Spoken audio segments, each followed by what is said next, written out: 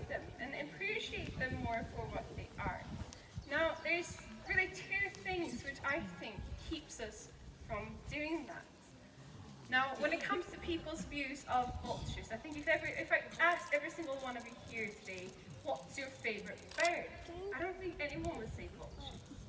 So like I said, I think there's two reasons for it. I think one big reason being, for example, that we judge others by their appearances. So when it comes to vultures, especially, because of course all vultures famously have those bald heads on them. And we look at those bald heads and we think, that's not the cutest bird ever. Now, of course, the baldness plays a massive role in a vulture's life. So, when it comes to vultures, having bald heads, all they do out in the wild is scavenging. So, by scavenging, it's quite a messy job to have. By having a bald head, however, it makes that job just a little bit cleaner. Because that way you don't have those massive feathers on your head, which you need to sort out later on. You can simply wash your head and you're fine. But it's a leather pad attached to it. And this is really good fun. It's a really good way for the falcon to get obviously a physical workout because he's going to chase the lure, but it's also a good way to give him a mental workout as well because he is recreating a hunt and he gets very excited by that. Pay attention. So he's having a look around. You all right there, Weaker? So I'm going to get my lure ready and then I might take a few steps back to let him know that I'm ready. So it's just down to him now. Okay, he's off. Right, let's see what Reaper can do for us today.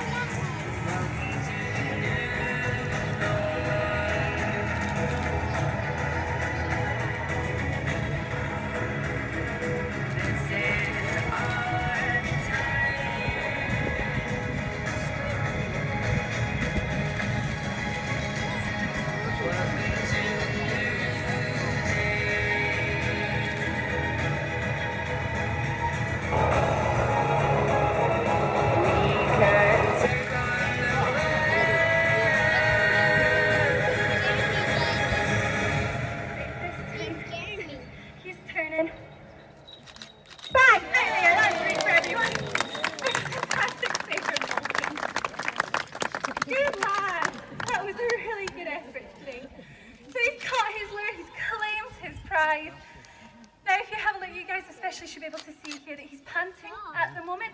So for those of you who can't see maybe, he's got his beak open, he's panting. He's very rapidly trying to bring his body back down to a normal temperature. I mean, I guess it's like us, you know, if you just went to the gym, the last thing you're going to think about is a big roast dinner afterwards. So he's much the same, you know, he has to get his body back to normal as quickly as possible so that he can eat his food. Obviously, if this was his prey in the wild, he doesn't want to lose it to anyone else either. So he'll very quickly cool himself back down and then tuck in. So he's got some chicken, which he'll tuck into and finish off. And then what I'd like to do is ask him for an exchange for the lure. So I'm not just going to take it off of him. Instead, we'll see if he'll be happy to step up and give up the lure rather than me taking it away from him. It's really important that the relationship that we have with these birds is really very much based on trust. Food helps. Food's always a good bribe, but it doesn't matter how much food you have. You could drag a whole cow out here, and if the bird doesn't trust you, if it doesn't like you, it's not coming near you. So it's really important that we have a good relationship. So you can see he's giving up that lure. He's tucking in some more food on the glove. It's actually where you get the expression, a fair exchange is no robbery. It's a falconry expression. So this means that you can trade off your lure or the prey that your falcon's just caught, and you can exchange it for more food. The falcon doesn't feel robbed. You know, he's got food in exchange for what he's caught. So he's done a fab job. One final thing before Reaper goes off home. I just want to tell you about another job that Reaper has here. So he's got two big jobs to fulfill here. One is to fly in displays and to really show you how incredible these falcons are. And then his second job, this species, the Saker falcon, is actually an endangered species. So when he's a little bit